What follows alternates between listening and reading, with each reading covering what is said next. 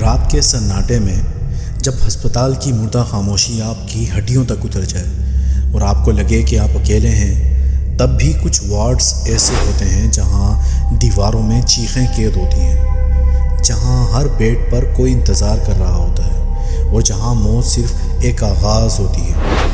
ہسپتال جہاں زندگی بچائی جاتی ہے، وہیں کئی بار موت بھی اپنے گہرے راز چھوڑ جاتی ہے۔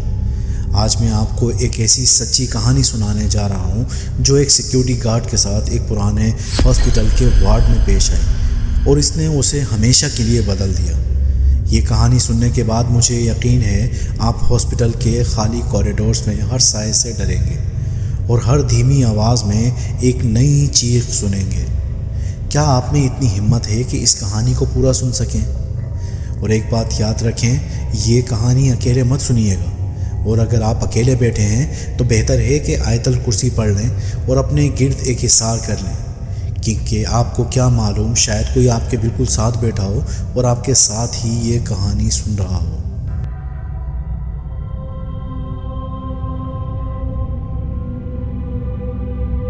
یہ کہانی ہے جاوید کی، جو لاہور کے ایک بڑے سرکاری ہاسپٹل میں نائٹ سیکیورٹی گارڈ تھا۔ جاوید ایک سیدھا سادھا بہادر آدمی تھا جو اپنی ڈیوٹی ایمانداری سے نبھاتا تھا۔ اس کی عمر تقریباً 45 سال تھی اور وہ پچھلے 10 سال سے اسی ہاسپٹل میں کام کر رہا تھا۔ اس نے رات کی شفٹوں میں بہت کچھ دیکھا تھا، لیکن کبھی کسی مافوق الفطرت چیز پر یقین نہیں کیا۔ اسے لگتا تھا کہ یہ سب کہانیاں ہیں جو لوگ اپنے ڈر کو چھپانے کے لیے بناتے ہیں۔ اس ہاسپٹل میں ایک پرانا وارڈ تھا جسے وارڈ نمبر 7 کہتے تھے۔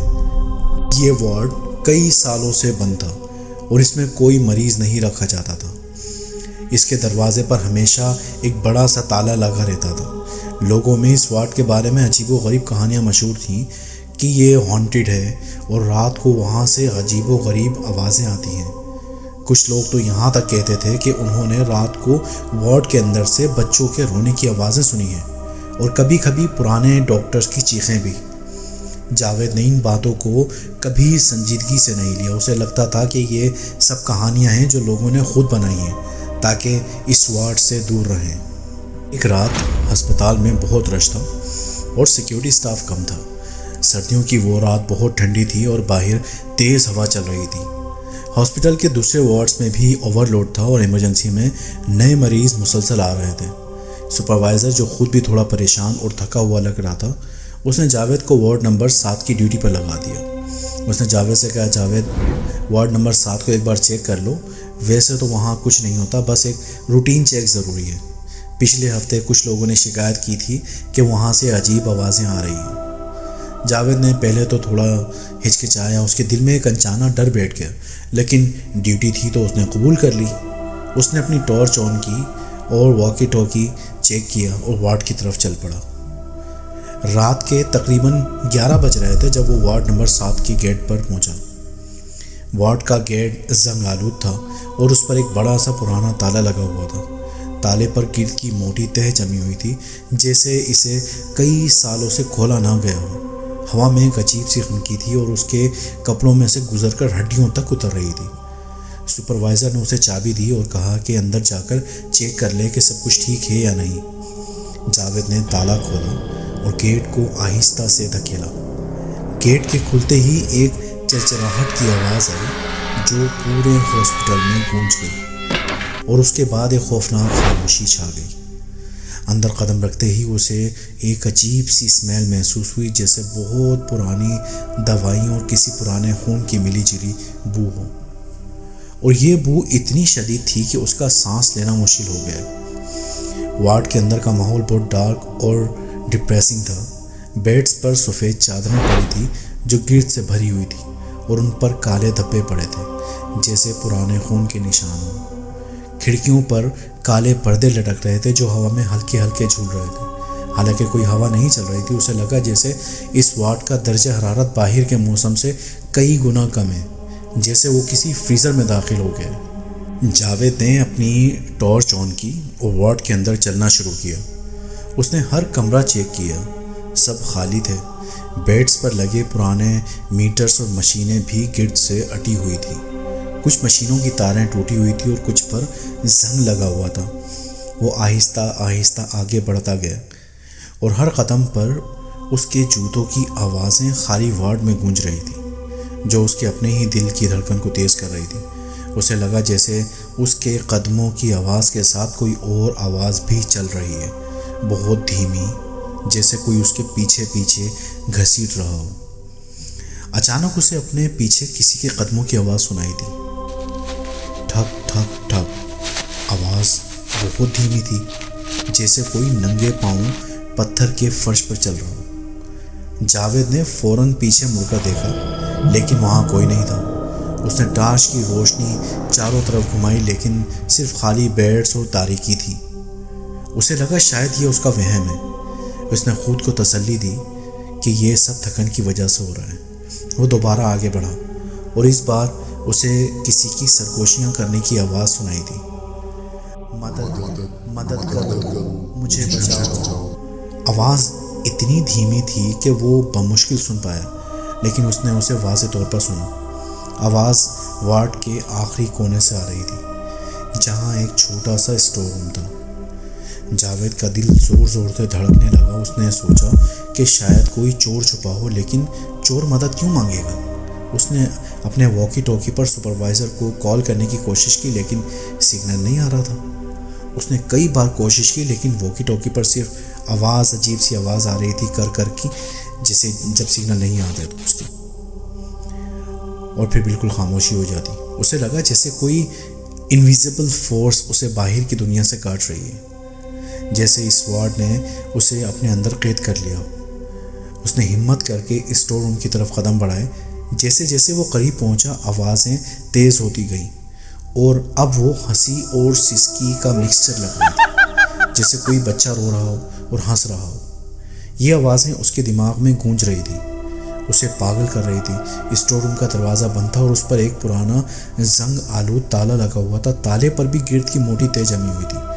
جاوید نے دروازے پر ہاتھ رکھا تو اسے شدید ٹھنڈک محسوس ہوئی، جیسے اس کا ہاتھ کسی برف کی سیل پر رکھ دیا ہو۔ اس نے دروازے کو دھکیلا، لیکن وہ بند تھا۔ اچانک اسٹور روم کے اندر سے ایک زوردار دھماکہ ہوا، دھڑام، جیسے کوئی بہت بھاری چیز اندر سے زور سے گری ہو۔ جاوید ایک دم پیچھے ہٹا۔ اس نے ٹارچ کی روشنی دروازے پر ڈالی تو اسے دروازے کے نیچے سے ایک لال رنگ کا گاڑا مایا رینگتا ہوا نظر آیا، جو بالکل خون کی طرح لگ رہا تھا۔ اس کی اسمیل بھی خون جیسی تھی، لیکن اس میں ایک عجیب سی میٹھی بدبو بھی شامل تھی۔ جاوید کا پورا جسم ٹھنڈا پڑ گیا۔ اسے لگا کہ یہ کوئی عام بات نہیں ہے، یہ کچھ اور ہی ہے۔ اس کا دماغ کام کرنا چھوڑ گیا۔ اس نے دوبارہ واکی ٹاکی پر کوشش کی، لیکن کوئی فائدہ نہیں۔ اسے لگا اسے یہاں سے نکلنا چاہیے۔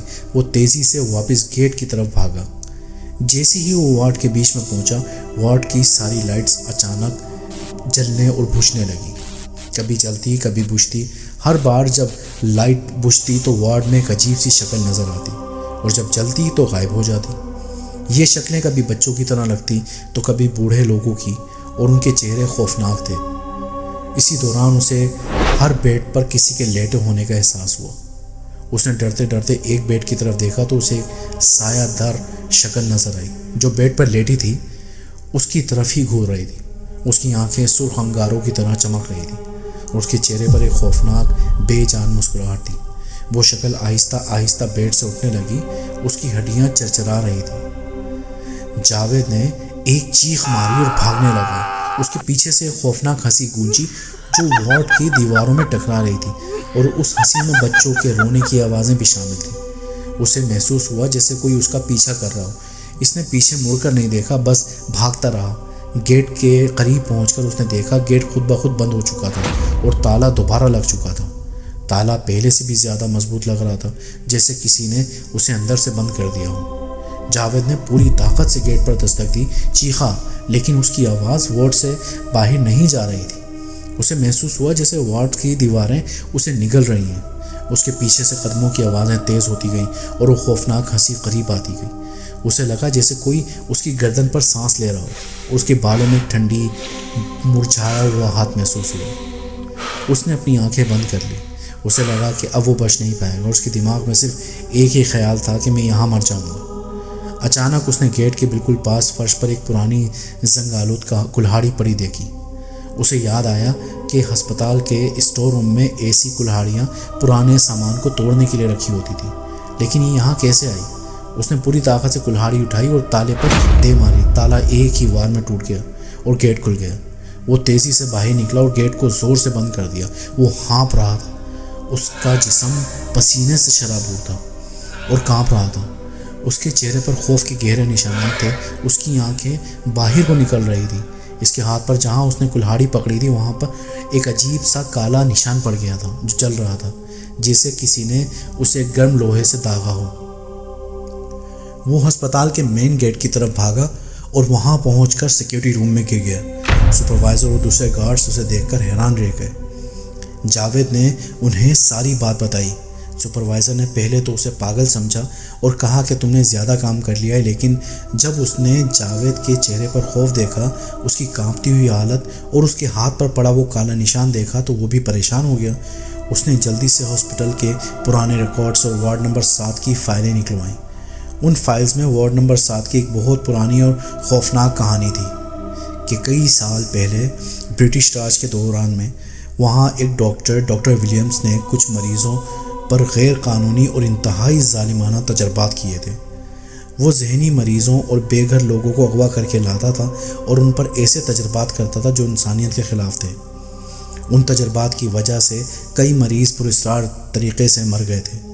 ان میں سے ایک مریض، ایک چھوٹی بچی جس کا نام فاطمہ تھا، اس کو بہت ٹارچر کیا گیا تھا اور وہ اسی اسٹور روم میں مری تھی جہاں سے جاوید کو آوازیں آ رہی تھی۔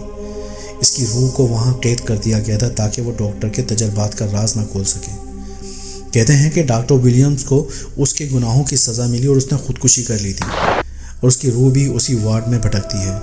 فائلز میں یہ بھی لکھا تھا کہ وارڈ نمبر 7 کو اسی وجہ سے بند کر دیا گیا تھا اور کسی کو بھی رات کو وہاں جانے کی اجازت نہیں تھی۔ جاوید نے اس واقعے کے بعد ہاسپٹل کی نوکری چھوڑ دی اور شہر چھوڑ کر اپنے گاؤں چلا گیا۔ اس کی نیندیں ہمیشہ کے لیے اڑ گئیں۔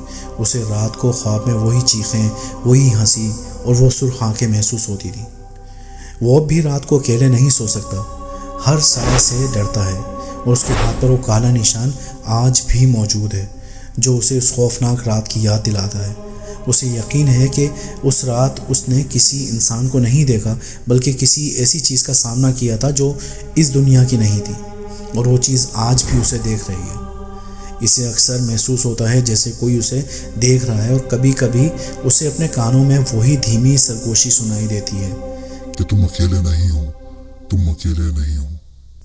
تو یہ تھی ایک سیکیورٹی گارڈ کی کہانی، ایک ایسی کہانی جو ہاسپٹل کی دیواروں میں قید ہے، جہاں ماضی کے سائے آج بھی زندہ ہیں اور جہاں بے گناہ روحیں انصاف کی تلاش میں بھٹک رہی ہیں۔ کیا آپ بھی کسی ایسے ہاسپٹل کے خالی وارڈ میں جانے کی ہمت کریں گے؟ کیا آپ کو یقین ہے کہ ہر سایہ صرف ایک سایہ ہوتا ہے، یا کچھ سائے ایسے بھی ہوتے ہیں جو آپ کی زندگی سے سکون چھین لیتے ہیں؟ مجھے کامنٹس میں ضرور بتائیے گا، اور اس ویڈیو کو اپنے دوستوں کے ساتھ شیئر کرنا نہ بھولیے گا۔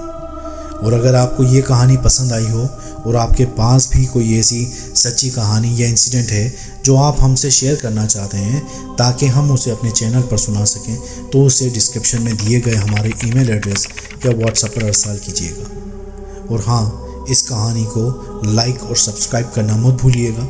مزید ایسی کہانیاں وقت پر ریسیو کرنے کے لیے بیل آئیکن کو بھی پریس کیجیے گا۔